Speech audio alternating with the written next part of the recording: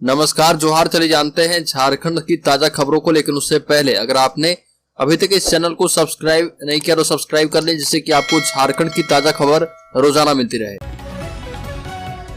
पहली बड़ी खबर, जन वितरण प्रणाली के दुकानों का धरना 5 को होगा। जन वितरण प्रणाली दुकानदारों की ओर से विभिन्न मांगों के समर्थन में 5 जून को उपायुक्त कार्यालय के सामने धरना दिया जाएगा। अनुभाजन क्षेत्र एवं अनुमंडल क्षेत्र, शहरी, ग्रामीण सभी जगह के संघ पदाधिकारी, कोर कमेटी सदस्य, जन वितरण प्रणाली दुकानदार और महिला स्वयं सहायता समूह एवं स्वयं सहायता समूह के सभी भाइयों बहनों को धरना में शामिल होने के लिए आमंत्रित किया गया है। जन वितरण प्रणाली के डीलर लगातार सरकार से कई मांगे रख रहे हैं, जिसको लेकर ये प्रदर्शन किया जाएगा।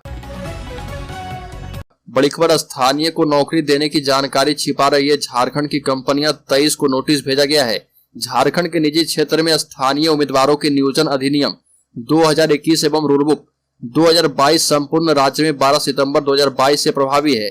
इसके तहत निजी क्षेत्र के सभी नियोजक सभी निजी एवं सरकारी कार्यालय एवं प्रतिष्ठान में सेवा प्रदान करने वाले आउटसोर्सिंग एजेंसियों, प्रतिष्ठान, दुकान एवं संस्थान जिनके यहाँ 10 या 10 से अधिक कामगार कार्यरत हैं, उनका निबंधन 1 महीने के अंदर करना था और अपने अधीनस्थ कार्यरत कर्मियों का डेटा भी 3 माह के अंदर झार नियोजन पोर्टल पर उपलब्ध करवाना था। साथ ही साथ इसका पालन नहीं करने पर इन 23 नियोजकों को नोटिस जारी किया गया है। इस अधिनियम के तहत 40,000 तक की नौकरी में 75% स्थानीय झारखंडी युवाओं को ही नौकरी देना अनिवार्य किया गया है। सरकार की ओर से इन कंपनियों को नोटिस देकर पूछा गया है कि आपने अब तक कितने स्थानीय लोगों को रोजगार दिया है। बड़ी खबर, झारखंड में 1200 पुलिस कर्मियों के प्रमोशन का रास्ता साफ। एसोसिएशन ने सीएम हेमंत सोरेन से मिलकर जताया आभार। झारखंड में हेमंत कैबिनेट से राज्य पुलिस अवर निरीक्षक सीमित विभागीय प्रतियोगिता परीक्षा नियुक्ति रूल बुक 2016 के निरस्त होने पर झारखंड पुलिस एसोसिएशन ने खुशी जताई। एसोसिएशन के प्रतिनिधिमंडल ने मुख्यमंत्री हेमंत सोरेन से मिलकर उनके प्रति आभार जताया और इसमें शामिल पुलिस पदाधिकारी एवं पुलिसकर्मी ने संयुक्त रूप से मुख्यमंत्री से कहा कि कैबिनेट की बैठक में इस नियुक्ति रूल बुक को रद्द किए जाने के फैसले से सभी पुलिसकर्मी खुश हैं और इस निर्णय से 1200 पुलिसकर्मियों के प्रमोशन का रास्ता साफ हो गया है। बड़ी खबर, पलामू में 500 लोगों ने झारखंड मुक्ति मोर्चा की सदस्यता ग्रहण की। आपको बता दें कि झारखंड मुक्ति मोर्चा की पलामू इकाई के तत्वाधान में यह अभियान की शुरुआत की गई है। अध्यक्ष ने कहा कि आज से पलामू में झारखंड मुक्ति मोर्चा का सदस्यता अभियान शुरू कर दिया गया है। मुख्यमंत्री हेमंत सोरेन की लोकप्रियता, उनके लिए गए फैसले के कारण जनता बहुत तेजी से झारखंड मुक्ति मोर्चा परिवार में शामिल हो रही है। सदस्यता प्रभारी रमेश सिंह ने कहा कि हमारा लक्ष्य 1.5 लाख नए सदस्य बनाने का है। पलामू को 3 जोन में बांटकर सभी जोन और प्रखंडों में प्रभारी नियुक्त कर दिए गए हैं। बड़ी खबर, हेमंत सरकार को हाईकोर्ट से बड़ा झटका। हाईकोर्ट ने एएनएम जीएनएम परीक्षा पर लगाई रोक। झारखंडियों को 100% आरक्षण के तहत होना था एग्जाम।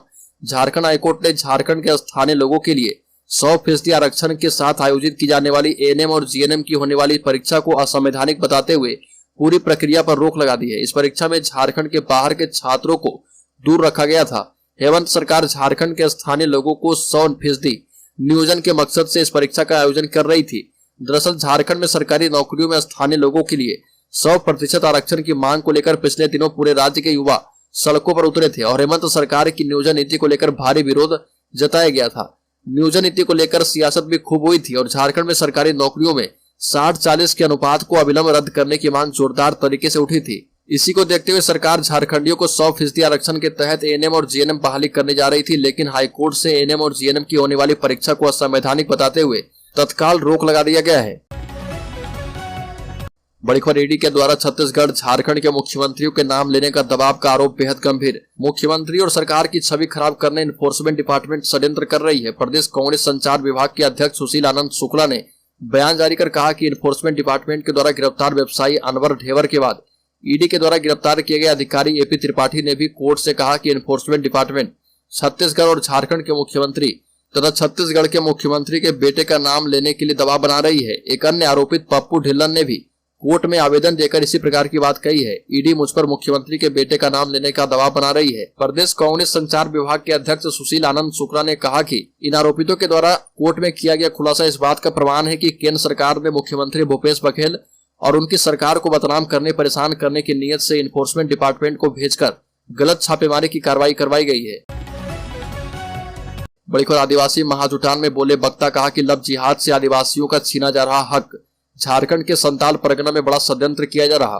बांग्लादेशी घुसपैठियों और धर्म विशेष के युवक आदिवासियों का हक छीन रहे। लव जिहाद के सहारे बेटियों को जाल में फंसा रहे, उनसे शादी कर आदिवासी सीटों पर पंचायत चुनाव लड़कर सत्ता हासिल कर रहे। आदिवासियों का मतांतरण कराया जा रहा है। ईसाई मिशनरियां भी मतांतरण के खेल में शामिल है। ये आदिवासियों का दर्द है जो कि कर्मा टाण के निज कजरा जंगल में आदिवासी महाजुटान में फूट पड़ा। जामताड़ा, दुमका, देवघर, गोड्डा, साहिबगंज, धनबाद, गिरिडीह एवं हजारीबाग के आदिवासी समाज के लोग यहाँ पर पहुंचे थे। इस अवसर पर वक्ताओं ने कहा कि आदिवासियों को हर स्तर पर चुनौतियों का सामना करना पड़ रहा, उनकी संस्कृति पर हमला हो रही है। आदिवासियों ने तय किया कि समाज एकजुटता दिखाएगा और गांव-गांव जाकर जागरूकता फैलाएगा। ग्रामीणों को बताया जाएगा कि मतांतरण, लव जिहाद और बांग्लादेशी घुसपैठ से निपटने के लिए कमर कस लें। हम प्रकृति पूजक हैं, ना कि किसी के प्रलोभन में आकर किसी को मुखिया का चुनाव जिता दे। बड़ी खबर, झारखंड में अनुदान काटे जाने से inter college, high school, Sanskrit एवं मदरसा के शिक्षक कर्मियों की खराब हो रही माली हालत। आपको बता दें कि झारखंड में संचालित वित्तरहित उच्च विद्यालय, इंटर कॉलेज, संस्कृत विद्यालय एवं मदरसा के अनुदान के लिए अपीलीय अभ्यवेदन पर अब तक अनुदान समिति ने विचार नहीं किया है। संस्थानों का अनुदान काटे जाने के बाद अपीलीय अभ्यवेदन देने को कहा गया था। संस्थानों की ओर से अपीलीय अभ्यवेदन के साथ बंधक विलेख एवं उपयोगिता प्रमाण पत्र जमा कराया गया है। मई माह के प्रथम सप्ताह में अनुदान समिति की बैठक होनी थी, लेकिन उक्त बैठक अब तक नहीं हो पाई है।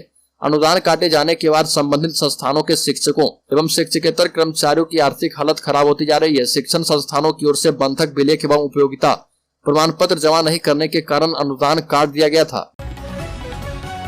बड़ी खबर, धनबाद में लहरिया कट बाइकर्स का है आतंक। 27 दिन में 25 सड़क दुर्घटनाएं हो चुकी है और कई लोगों की जान गई है। धनबाद जिले में रफ्तार का कहर कम होने का नाम नहीं ले रहा। पिछले 27 दिन पर नजर डाले तो जिले में 25 सड़क दुर्घटनाएं हो चुकी है, जिसमें 14 लोगों की मौत हो गई और 41 लोग बुरी तरह से घायल हो गए।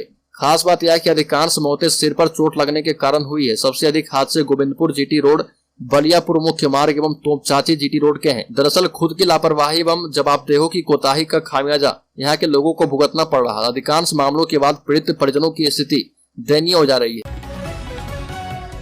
बड़ी खबर, लव जिहाद मतांतरण के खिलाफ आदिवासियों ने खोल दिया है मोर्चा। बोले, बेटियों को जाल में फंसाकर हमारा हक छीन रहे वो लोग। जामताड़ा में कर्मा टाड़ के निज कचरा जंगल में आदिवासी महाजुटान में लोगों ने आरोप लगाया कि बांग्लादेशी घुसपैठिए और मुस्लिम युवक आदिवासियों का हक छीन रहे। आदिवासियों ने कहा कि उनकी बेटियों से शादी कर आदिवासी सीटों पर पंचायत चुनाव लड़ाकर सत्ता हासिल कर लेते हैं। महाजुटान के आयोजक आदिवासी एकता संघ के अध्यक्ष अनिल टूडू ने बताया कि धर्म विशेष के युवक आदिवासी युवतियों को प्रेम जाल में फंसाते हैं, शादी कर मतांतरण कराते हैं, फिर इन्हीं युवतियों को पंचायत चुनाव में या अन्य चुनाव में उतारकर आदिवासी रिजर्व सीट हथिया लेते हैं। इसके लिए बाकायदा लव जिहाद हो रहा। बताते चले कि साहिबगंज की आदिवासी सुशीला हांसदा को युवक अरबाज आलम ने प्रेम में फंसाया था। इसके बाद उसकी बात न मानने पर मार डाला गया।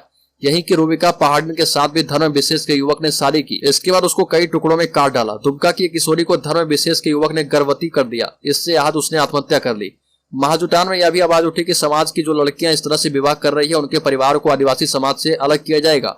आदिवासियों को मिलने वाला आरक्षण इन्हें न मिले और इसके लिए लड़ेंगे ताकि हमारे समाज के अधिकार कायम रहे। बड़ी खबर, झारखंड के अधिकारियों और डॉक्टर की टीम आज जाएगी ओडिशा। घायलों के इलाज में की जाएगी मदद। हेमंत सोरेन के निर्देश पर किया जाएगा काम।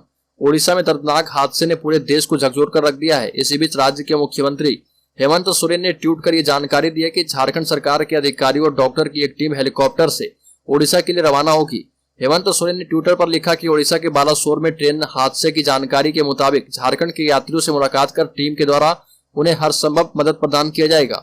हादसे में घायल हुए यात्रियों को बेहतर इलाज हेतु जरूरी सभी सहायता प्रदान की जाएगी। मुख्यमंत्री ने ट्वीट कर इसकी जानकारी दी और ओडिशा के बालेश्वर में हुए भीषण रेल हादसे में मरने वालों की तादाद 288 तक पहुंच गई है। बड़ी खबर, पारसनाथ में 1 करोड़ के इनामी नक्सली प्रयाग मांझी की एंट्री। पुलिस प्रशासन अलर्ट। भाकपा माओवादी संगठन के central committee member Prayag Manjhi उर्फ विवेक दा उर्फ फूचना उर्फ नागो मांझी उर्फ करण दा ने पारसनाथ की कमान संभाल ली है। सूत्रों से मिली जानकारी के मुताबिक विवेक दा ने पारसनाथ में अपनी एंट्री भी दे दी है। विवेक दा पर 1 करोड़ का इनाम है और यह माओवादी संगठन का सबसे चालाक और बड़ा नक्सली है। इसकी तूती न सिर्फ झारखंड बल्कि बिहार, छत्तीसगढ़ से लेकर ओडिशा तक बोलती है।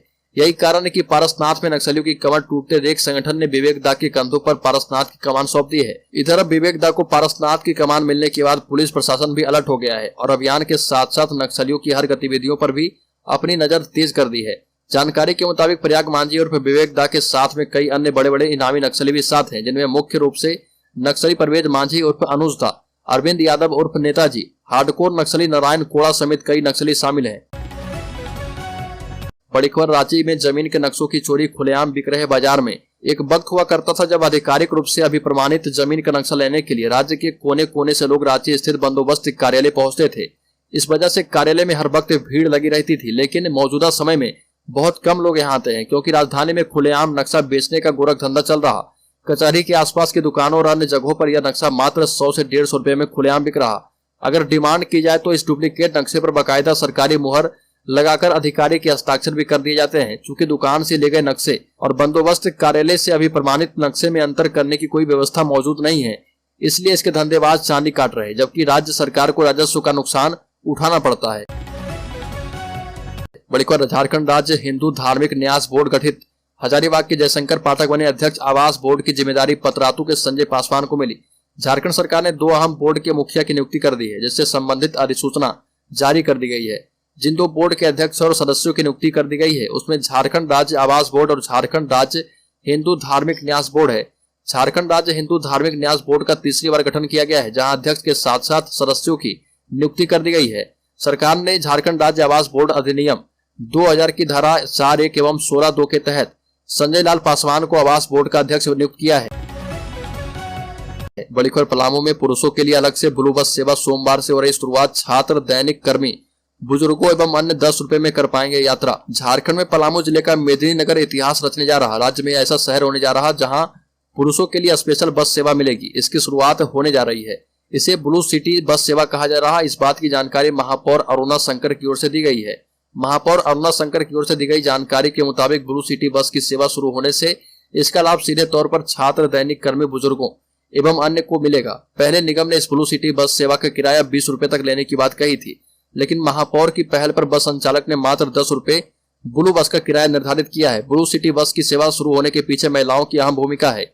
बताया जा रहा कि इससे पहले महिलाओं के लिए विशेष बस की शुरुआत कर दी गई है, जिसका किराया केवल 5 रुपए है। और इस सेवा के शुरू होने के बाद महिलाओं ने महापौर से मुलाकात की और इसके बाद ही पुरुषों के लिए अलग से स्पेशल बस सेवा शुरू करने की पहल कर दी गई है।